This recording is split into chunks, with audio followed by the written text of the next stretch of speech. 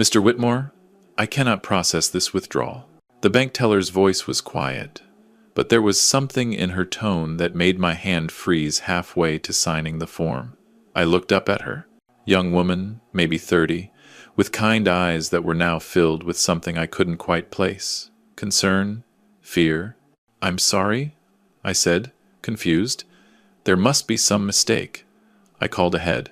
My son helped me arrange this. I need to withdraw $45,000 for the renovations on my house. She glanced around the TD Canada Trust branch, then leaned forward slightly. Her name tag read, Sarah Chen. Mr. Whitmore, she said again, even quieter this time. This signature doesn't match the one we have on file for your power of attorney documents. And sir, I need to tell you something. Can you please come to the manager's office with me? That was 6 months ago. 6 months since my entire world turned upside down, but I should start from the beginning. My name is Robert Whitmore. I'm 67 years old, and until recently, I thought I had a pretty good life for a widower in Vancouver. My wife Margaret died 4 years ago after a long battle with cancer. Those were dark days, but I got through them. I had my son, David. He was always there, always calling, always visiting.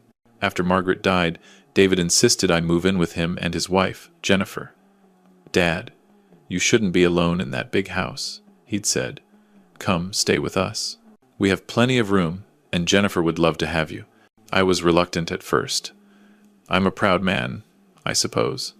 Spent 40 years as an engineer for BC Hydro, owned my home outright, had a decent pension.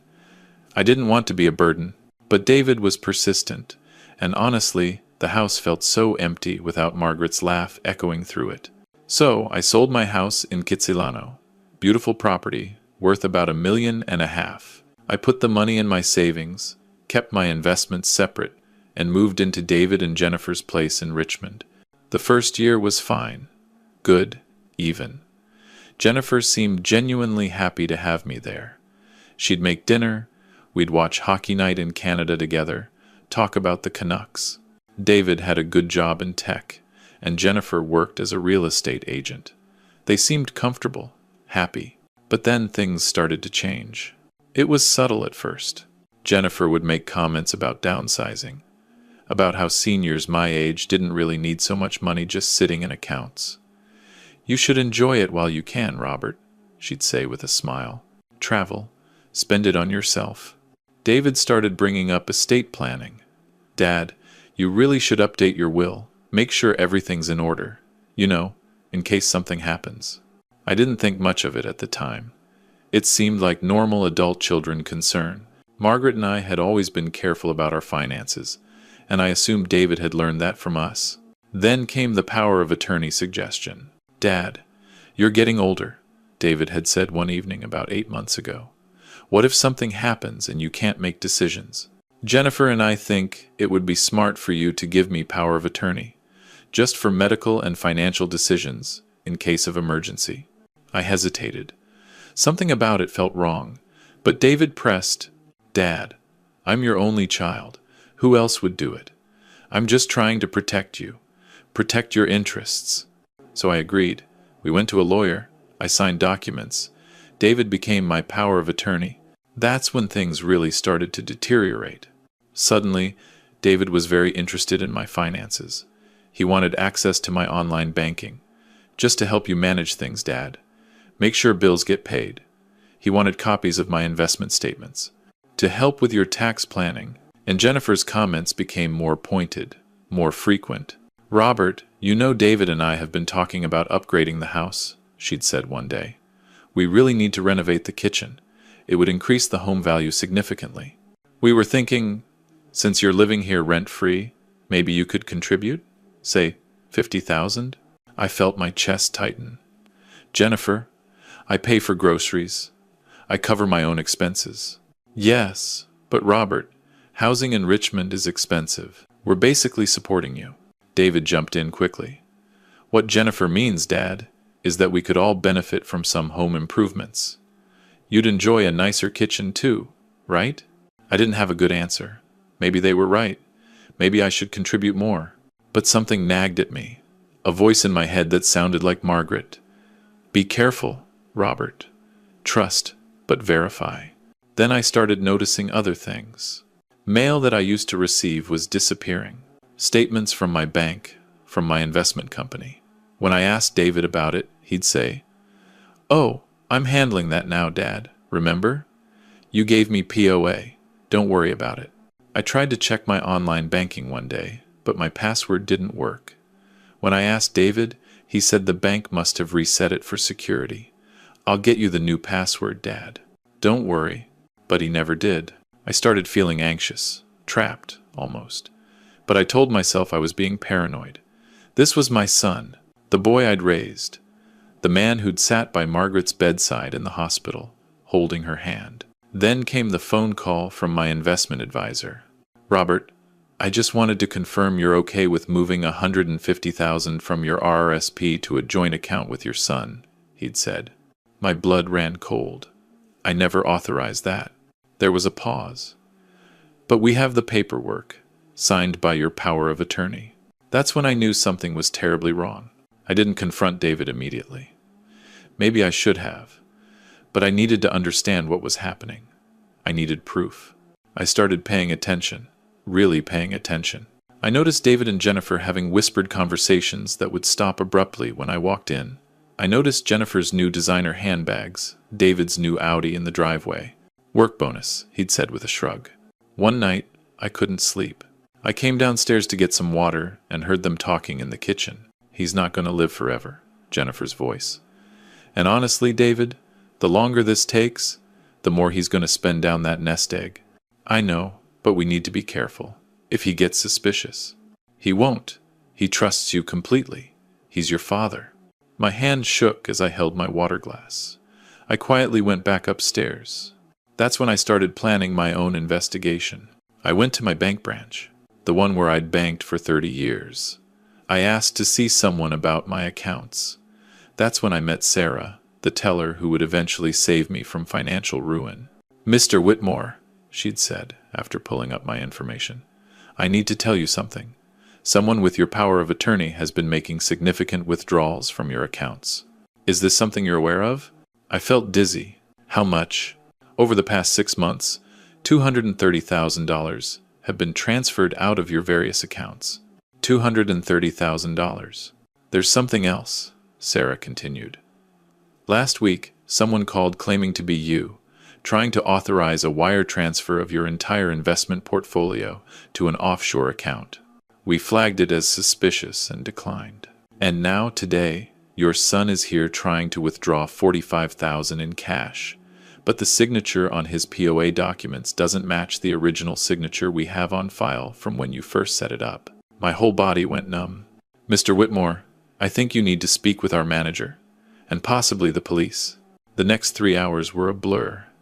The bank manager, a stern woman named Patricia, took me into her office.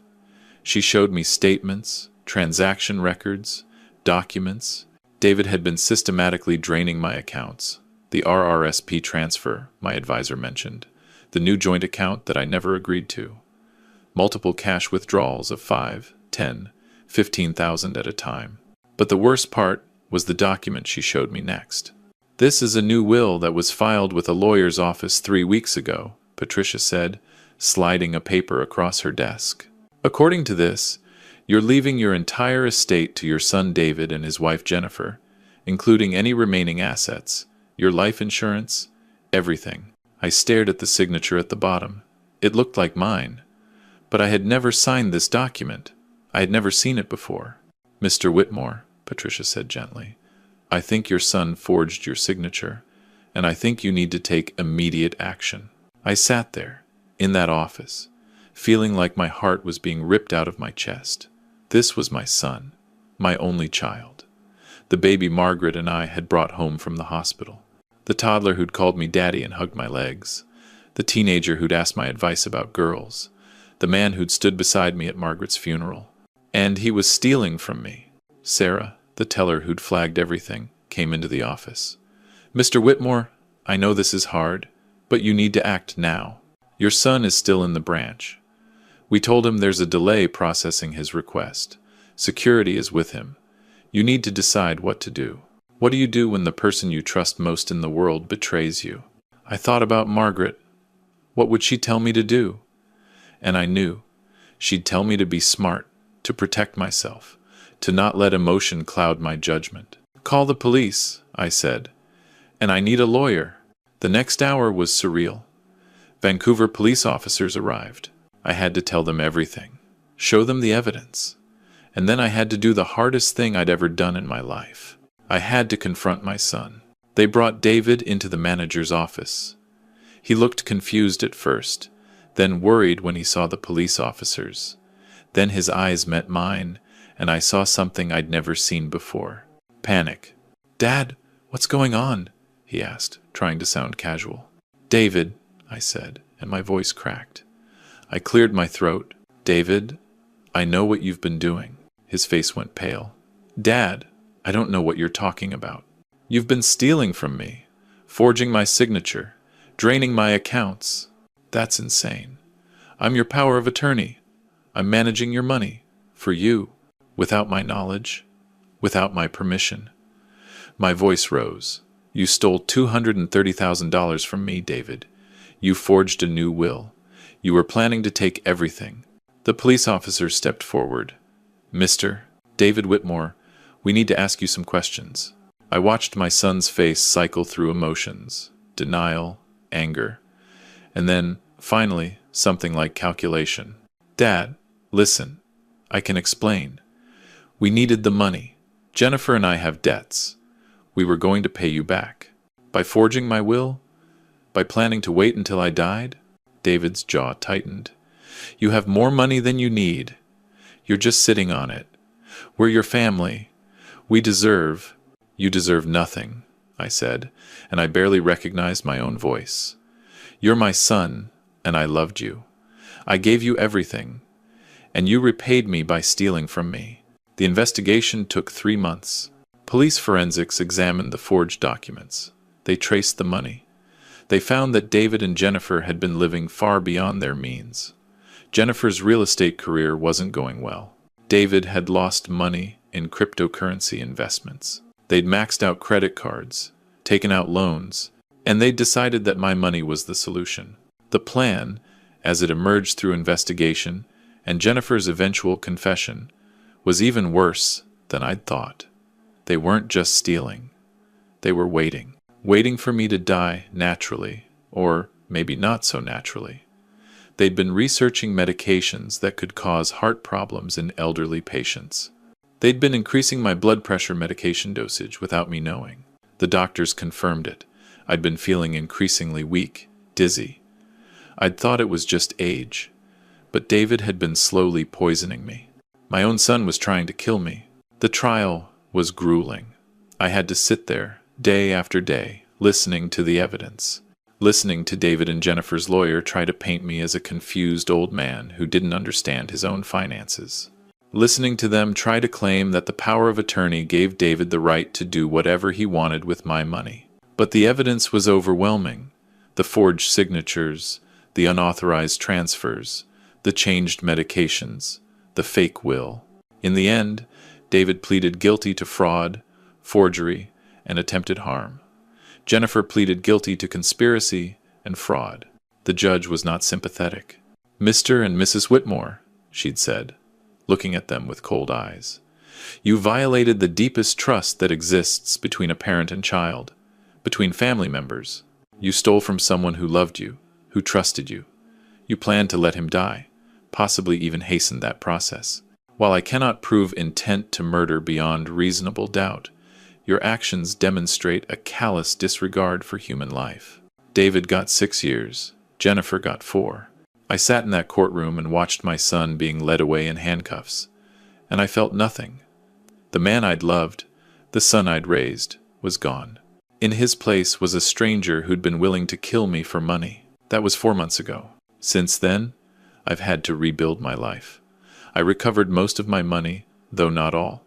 Legal fees, repayments to the bank for their investigation costs, moving expenses. I moved into a nice apartment in Kerrisdale, smaller than my old house, but it's mine. I got a dog, a golden retriever named Maggie, after Margaret. She keeps me company. I reconnected with old friends from my engineering days, joined a seniors walking group, started volunteering at a financial literacy program, teaching other seniors about protecting themselves from financial abuse. Because here's what I learned. This happens more than you think. Children stealing from their parents, family members abusing trust. Elder financial abuse is one of the fastest growing crimes in Canada, and most victims never report it. Because they're ashamed. Because they love their children and don't want to see them prosecuted. Because they can't believe it's happening. I almost didn't report it.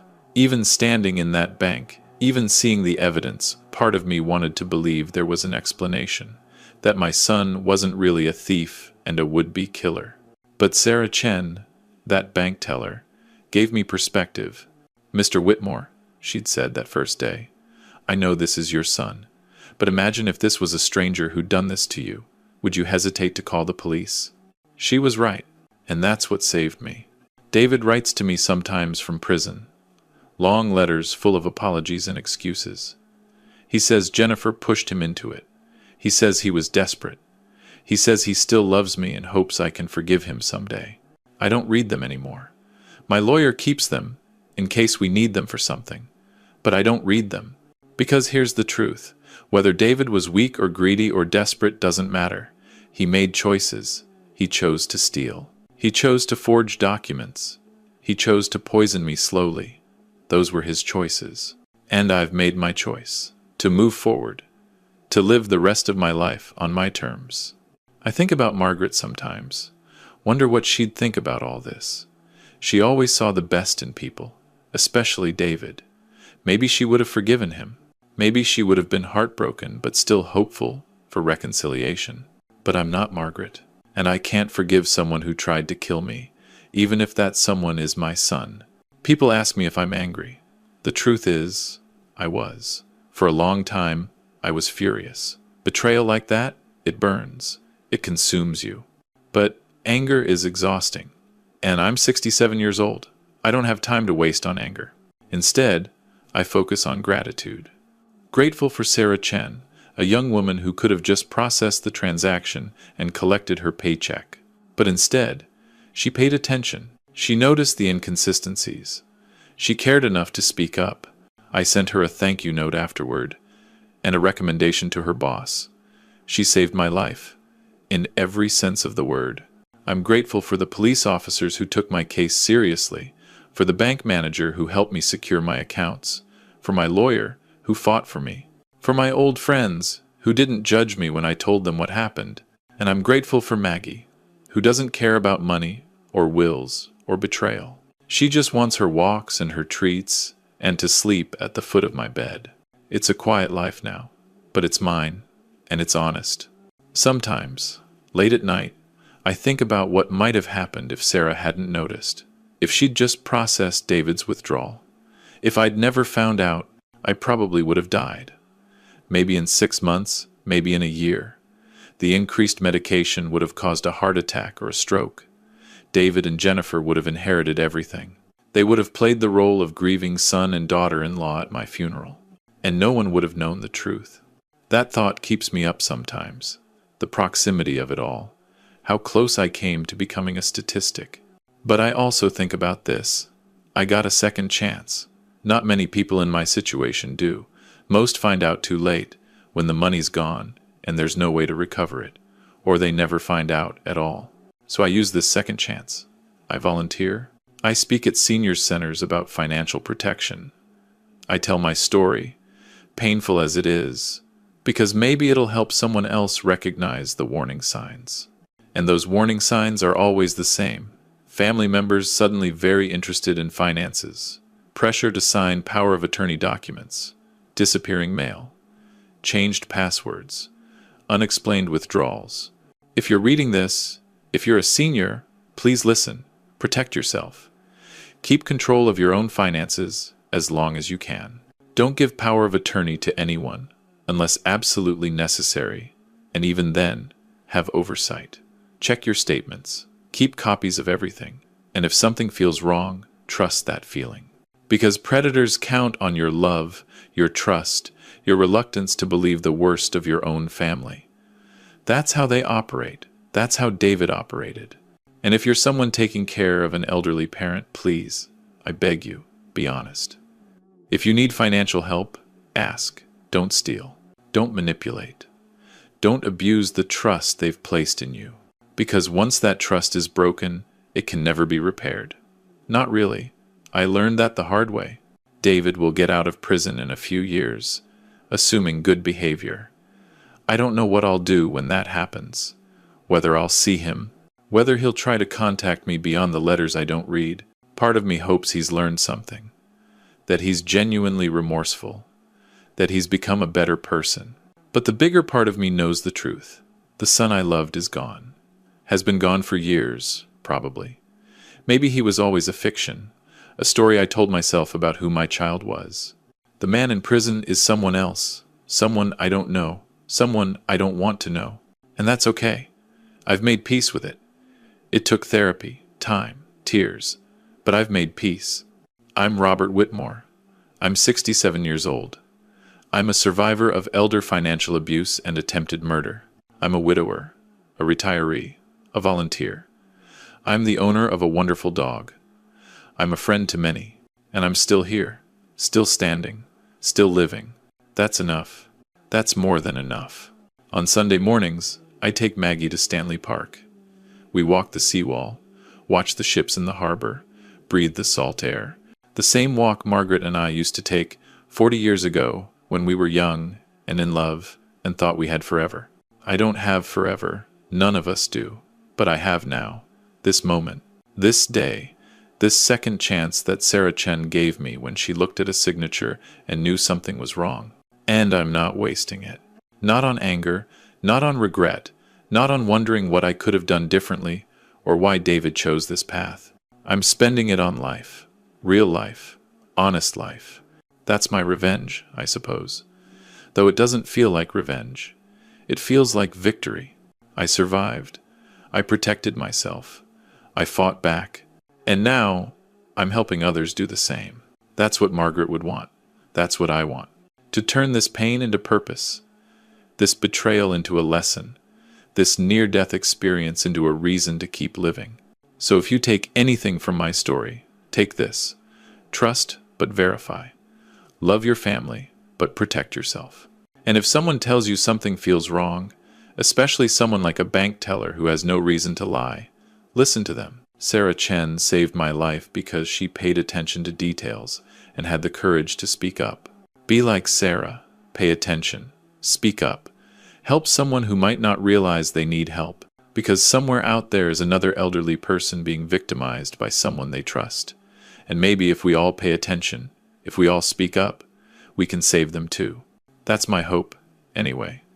That something good comes from this nightmare. That my pain prevents someone else's pain. It won't bring back my son, the one I thought I had, but maybe it'll save someone else's father. And that's enough reason to keep going. Enough reason to keep telling the story. Enough reason to keep living.